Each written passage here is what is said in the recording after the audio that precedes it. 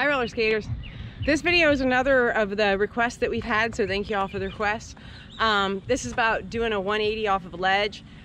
I would suggest, I'm not a good like ledge or stair drop-off person myself. You know, I haven't done real big ones or anything. I would suggest doing small though first. Like pick a curb or something really low, the lowest possible thing you can find. I'm gonna demo it off of here. You can see like this is, I don't even know, what is this here? It's like...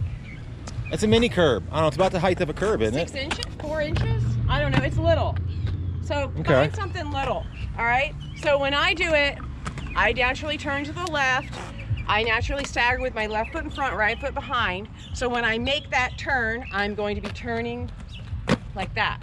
And that's super important when you jump off a curb or a box or anything, that when you land, you bend your knees, you drop your butt, you hinge your body forward. So you don't want to land and then fall backwards, right? Stand up straight and whoa, you know, lose your balance. Try to compress, bend your knees, stagger your feet, drop your hips, hinge forward at your hips. I'm gonna try that off of this little tiny drop off here, okay? Okay. The tiniest possible ledge. Let's give it a go. All right?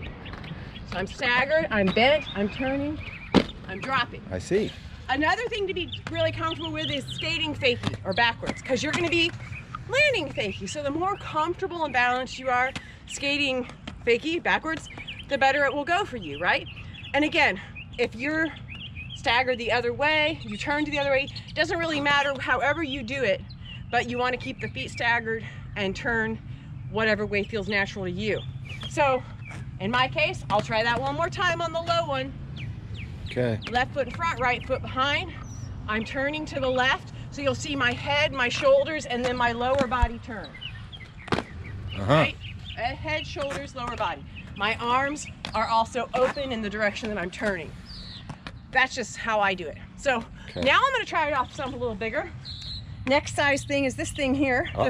This bigger, slightly bigger ledge. Stepping it up. Still not very big, but it's a little more challenging than the last thing, right? So I'll try this. Which way are you going? I'm going from up here off the ledge. Okay, let's see it. So now it's a little bigger. So when I land, I'm gonna have a little more speed.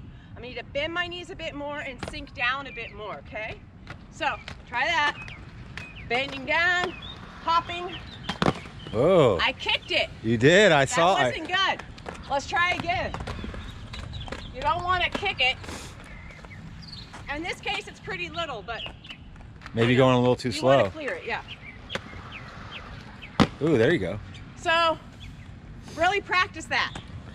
Jumping, like if you can find one stair or maybe 2 stairs or whatever, you know, to build off of a couple curbs. The next one is this bigger one here. Uh-oh, man, that's pretty tall. Yeah, it's pretty tall. Should I try it or not? I don't know, give it a shot. Give it a go? Let's see, this is real stuff here. If you wreck, you wreck. Let's see.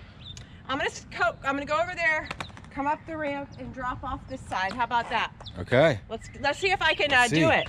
I'll try not to wreck, y'all. I'm gonna try not to wreck.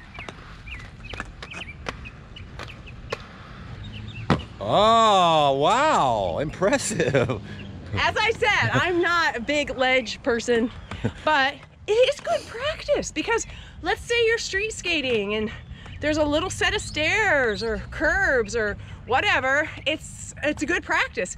And actually, when you jump off and land fakie, in some ways it's a little safer than jumping off and landing going forward, because if you have knee pads, how about I just demo that? Let me do just like a deliberate fail. All right. If you have knee pads and you fail, you're gonna fall forward and slide on your knee pads as long as your knees are bent and your body is hinged forward. And you're low. So you won't fall on your butt and you won't hit your tailbone, right? As long as your position is proper and you have knee pads. So I'll try that. Where are you doing this at? I'm gonna do it on this one. All right. Intentional crash.